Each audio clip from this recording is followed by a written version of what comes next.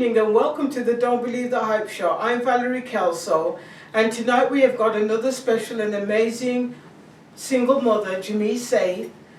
Today we are going to be talking about empty nesters and how is she going to feel about sending her last child to school. But before we get into the show, this show is sponsored by PLT Massage and Wellness. PLT Massage and Wellness is also part of the Purple Light Touch Foundation, and whatever is donated, and PLT Massage and Wellness donates a portion of their money to keep the foundation going. And they also sponsor the Don't Believe the Hype Show. So if anybody out there would like to get a plug-in on our show, you've got a business and you want to highlight it, we are looking for sponsors to come on and highlight your business through the Don't Believe the Hype Show. We have got over thousands of listeners. We've got people in other countries also that listen to the show. So why not get your business all across the world? So without further ado, we are going to talk to Miss Jamice, and she's going to tell us a little bit about herself. Okay, well, my name is Jamice Saif, and I am a mother of three. And I call it my 3-piece and a biscuit, or no, my 3-piece and a pepper. My pepper being my oldest, my cousin that I had a hand in raising for some time. And I'm not sure you've met her because she went off to college in Houston and she loved it so much she stayed in Houston, so she lives in Houston now. I work for the government in IT. Happy accident, and I don't know, just a likable person, I hope. Well, I like her. So you got 3 children. Yes. And one of them, the baby, is now getting ready to go to college. Yes. So how are you feeling at this moment in time, knowing that you're soon going to be an empty nester? Yeah, I think I'm not going to cry until she gets to the campus, or when I'm going to leave her at the campus is when I might cry, because that's when I cried for the other 2. But this one being my last, it's kind of bittersweet. I'm not sure I'll feel like an empty nester until they really finish college. Okay. Because I'll have such a hand in still, they'll be home, of course, on breaks, but yeah, I know I'll be alone, a little lonely, because I'm used to all of the kids being in the house, So what are some of the struggles that you had to go through as a single mother and raising 3 grown children? Well, even before they were grown, the finances, the expense of having one income and taking care of your family,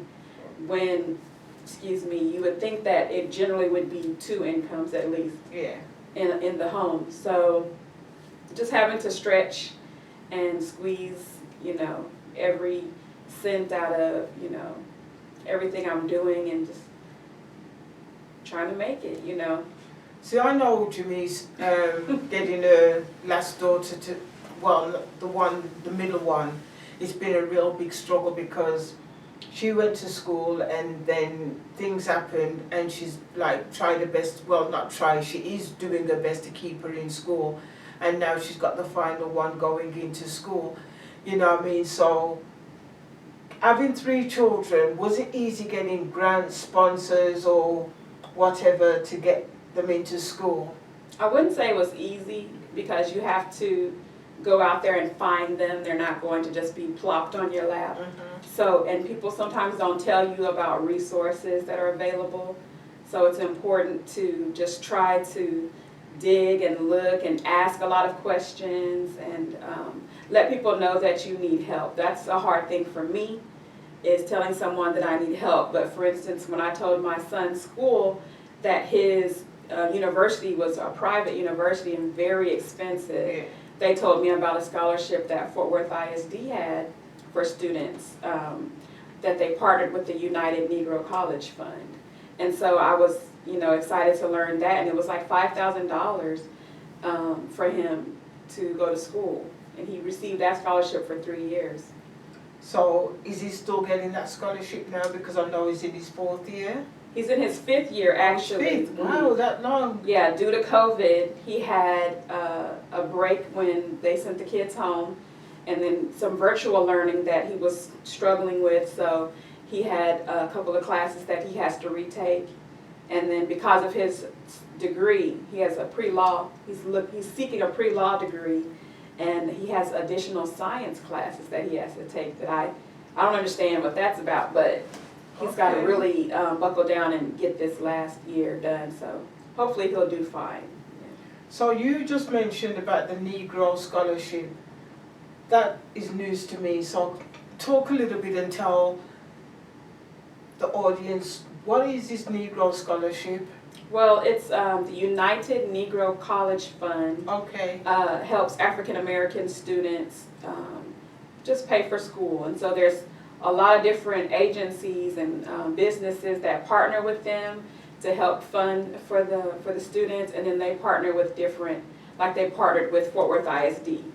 So I think he's gotten 2 scholarships from that fund actually, because he also got one for law students before. So going back to school after COVID, was it hard getting scholarships, or was it still easy to apply and get scholarships? I think it was harder after COVID because a lot of people had financial hardships, so there was more money that was needed. So you had to get in early, like you had to apply early, and sometimes you still just wasn't enough because there was more funds that were needed because more parents, had layoffs or, just couldn't afford to put in the same amount of money that they did before. So do you have to still take money out of your pocket to fund your 3 children going to school? Yes, especially for my son's private education. It's at least $15,000 more than, maybe $10,000, $12,000 more than a state or a public university. So you always have to put in a little bit. I usually have to start him a payment plan, and then hope and pray that he gets his scholarships and that they fund the scholarships during that 2nd semester, so that I can no longer have to keep making payments. So. Wow, that is, so otherwise you would have to fund the 12, Probably about 30% of his tuition gets funded through scholarships or installments that I. So what made you decide to send your son to a private college? Well, I allowed him to choose, actually. Okay. He had different options of where he wanted to go, and he chose that school because it's affiliation with our church, and my son is very mindful about his religious, I won't say religious life because he hates that, like religion, but his spiritual life and having a connection with God. And then they offered him a large scholarship as well. So I know that was a big draw for him because he was trying to go to a school that offered money, which I appreciate, Just like I told his sister when she was looking at schools, I said, well, look at who's offering you the money. That's where you should be going. You choose one of those schools. Don't go somewhere and they're not giving you any funds, because mom can't do it by herself, And so now that we've learned a little bit about your son, your middle daughter. Yeah. So what school did she, college did she choose to go to? Did it have a lot of scholarships that she was able to receive? Well, she chose a public school. She's at Texas Southern University. And let me roll back. My son is at Oakwood University in Alabama. And so my daughter's in Houston. And they had a good scholarship for students with high GPAs. And she had a very high GPA. Okay. Because the high school she went to, we didn't agree about it. Yeah. And for her to stay there, I told her she had to be at the top of her class, and she took me serious because she graduated in the top 10%. Wow. So she was really trying to stay where she was and prove to me that that's where she wanted to be. So letting her make that decision was very beneficial for us. So she got a good scholarship the first year, and then with her virtual classes, she was having trouble. So she failed a class one semester and I think another semester. So then I put her on academic suspension. So she lost her scholarship, her main Oh, wow. scholarship. But she still received her financial aid. She was able to appeal and receive her financial aid, but it caused us to have to pay mainly her housing. So everything is covered except her housing. And is there any way she could get the housing back? So who's funding her housing then? I fund her housing right now, so myself and occasionally we've gotten her father to pay, occasionally, and mostly I just pay her housing. This summer, she was very good. She stayed there in Houston and worked so that she could pay half of her housing several months, so I appreciate her for that. So did you hear what she just said? So she's paying her own rent, 2 children in college, paying her daughters off of her daughter's housing. I'm sure there's somebody out there that could turn around and says, okay, Miss Jamice, what else can we do for you to make sure your daughter stays in school? Because this is not a time for parents to have their children out of school. You know what I'm saying? We're in crunch time right now. And I haven't even started on her last daughter yet, because tomorrow Jamice is getting ready to take her last daughter to college. And this show is being filmed. We're doing it, it's not going to be live like all our other shows. This is going to be taped, and just to allow Jamice to be able to take her daughter to school. So what's going on with your youngest daughter? So now you've got 2 kids still in college, and now you're finally putting your youngest one, and I know that was a struggle to get her into school. So how was that getting her into school? Well, first it was convincing her that she might want to try it, because I do like my kids to buy in and make their own decisions about their future. So she initially wanted to just seek a trade or a technical school. Okay. But then she decided she would rather go ahead and go to college, but a smaller junior college. So it's been difficult because financial aid, I guess the process is different than what I'm used to. So my financial aid has not been funded yet. And so I had to make the initial payments for her going. Because I remember when Jamice came here, was it last week? And you was on about how you had to keep, when a kid dropped out, you was keep having to put her back in. Well, actually what it was is I didn't have the money to pay her installment plan.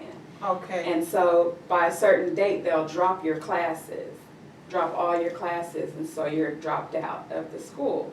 And so we were on, I would have to re-register her like at midnight when they dropped her.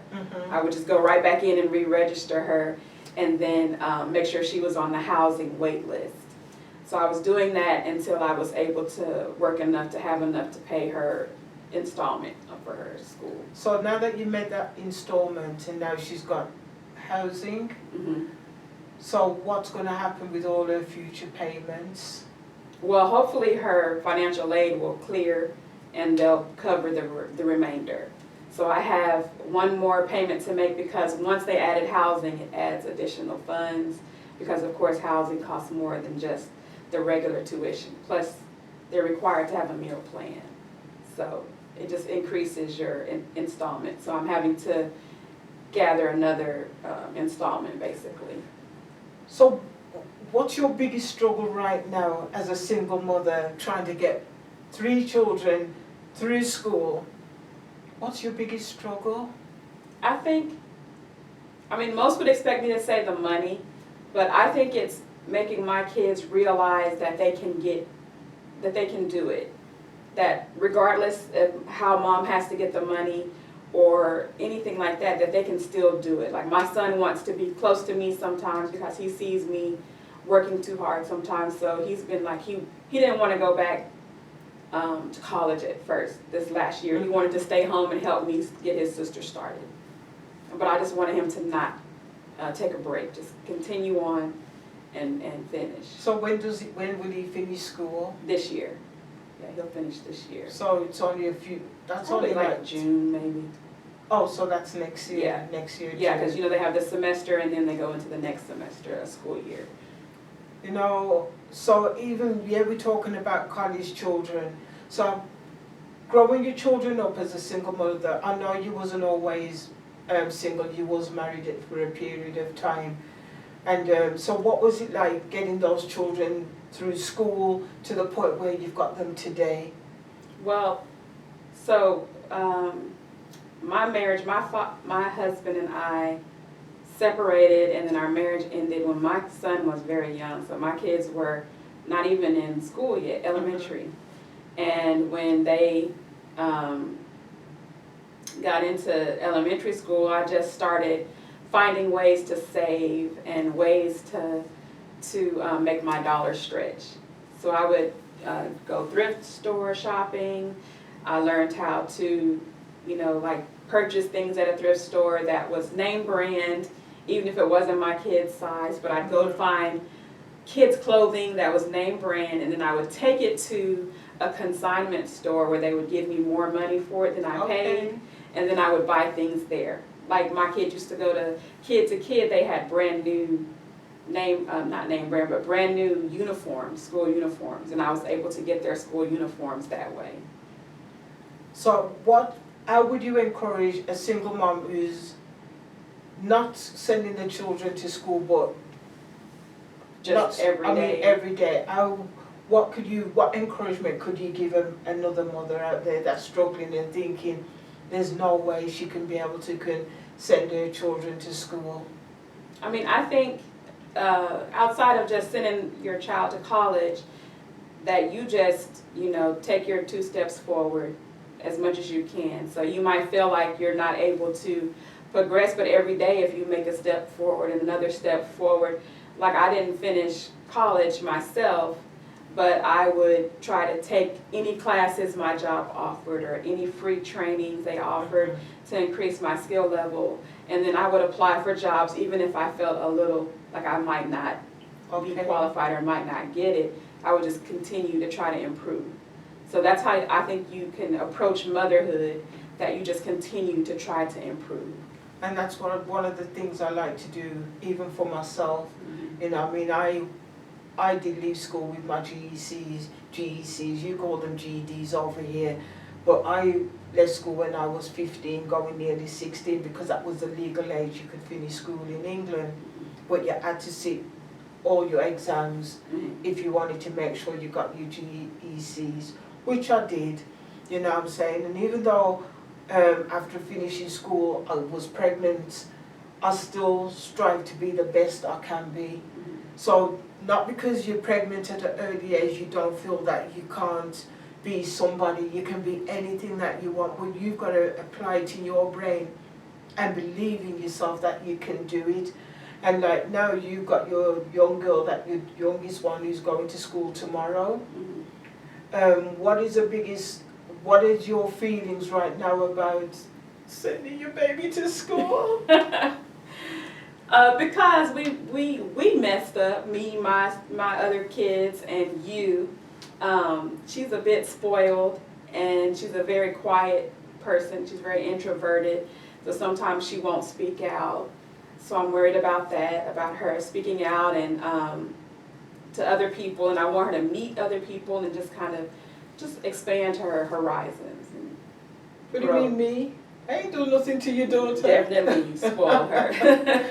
Well, she comes here, she helps out at Purple Light Tour, she does our TikTok when I got the time to do my TikTok, and she helps us around here making t-shirts and doing little things, you know what I'm saying, because I'm trying to get her out of her shell, because I remember when I used to be like her, too scared to talk, but look at me today. You wouldn't believe it, would you? You know, I mean, even filming this show for me, I still get nervous. People might not think it and think, nah, you're good, you're okay. No, I get nervous. See, like now you've even got me nervous. But I'm going to go back to you before I start stuttering. So you took your youngest one to different colleges throughout COVID to let her get used to being somewhere else. What was that like for you? Well, it was, first of all, we saved and tried to do that, because with my other 2, I put them in programs, or they went with their school to visit colleges. So for her, even though she was in the same program, it was virtual. And they weren't doing college tours, or they did a virtual college tour. Wow. And I just didn't think she would get the same experience as being at the campus and seeing the students. So I decided to take her on a college tour. Actually, a friend invited me to a party in Washington, and I said, oh, the ticket is so cheap, I'm just going to bring my daughter and we're going to go visit the schools in Washington and around the area of Washington. And so we did that, and I think that really sparked for her a desire to go ahead and go to school, because after that she started talking a little bit about might want to go to college. I know she's not going to Washington. No. Right. She didn't like, we visited like the University of Maryland, and it was huge campus, beautiful campus, but she thought it was way too big for her. So she decided to go to Tyler, to school in Tyler, a smaller junior college, where she felt more comfortable. Okay. And so what was she like throughout COVID?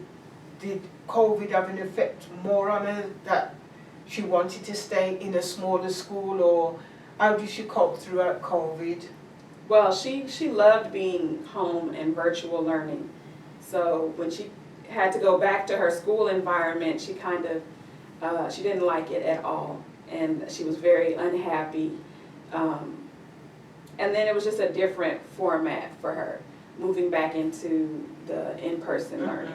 So I had to switch her to a different school so that she would be, you know, just better suited for her learning style. Okay. Yeah, and she's very introverted, so she's not going to be the student that you can just call out to raise her hand and she's going to answer a question, or she doesn't want to do that. Now she will follow along, she's going to get her work done, but she feels too much pressure, I think.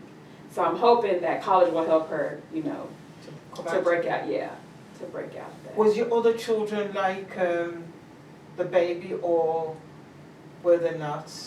I think my son was like him, like my daughter a little bit, when he was younger, before he got into high school. So his high school environment, coupled with his church activities, really propelled him into being more comfortable and interacting with people. Wow. Yeah. Because he was doing like door-to-door Bible studies with people, and he was going out with a group that did mission work and Bible worker work. So it helped him just be more outgoing and more bold, I would say.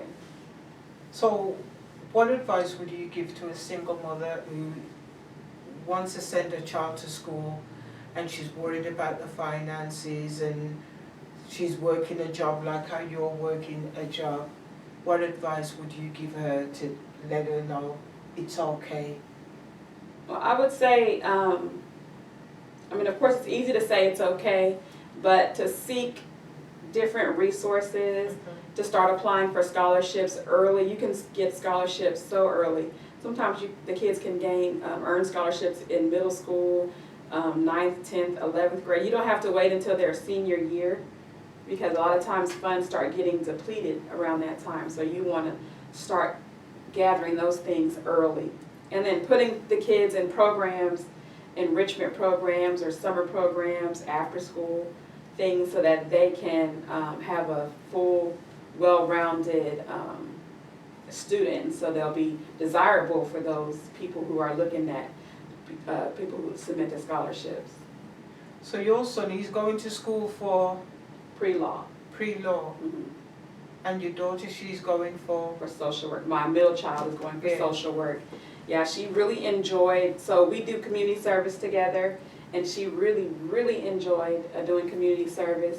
So, and the agency I work for is a community service agency, so she would come to work with me sometimes, and she would see, you know, some of what we do, and she just got, you know, involved and excited about that. So. And another middle one, she had her own little business that she was doing. Well, she had a business, but she also had her own nonprofit. That's what I'm saying. Yeah. She had a nonprofit. Yeah, she had Layla's Lunches, that's what it was called, where she would go into the homeless. She would recycle lunches and food and gather food, so that she could feed the men that would go out to work. Because they couldn't eat at the shelter, they had to take packed lunches with them Okay. during the day, so she would provide those lunches to them. Look at that. Is she still doing that? She hasn't done that since she's gone to college. No, she hasn't done that. Now, we tried to keep that going until COVID hit. So our church was helping participate in that. She was doing that through one of our community outreach programs with our church, started assisting her with that, Yeah. and then we kind of continued on until COVID kind of shut down some of the because a lot of movement. things had to be shut down for safety reasons. Right. You know what I'm saying? So tomorrow when you take your daughter to school, I know she's going to be excited. Yeah, I hope she's excited. I hope she's excited. I hope she's open to this new experience.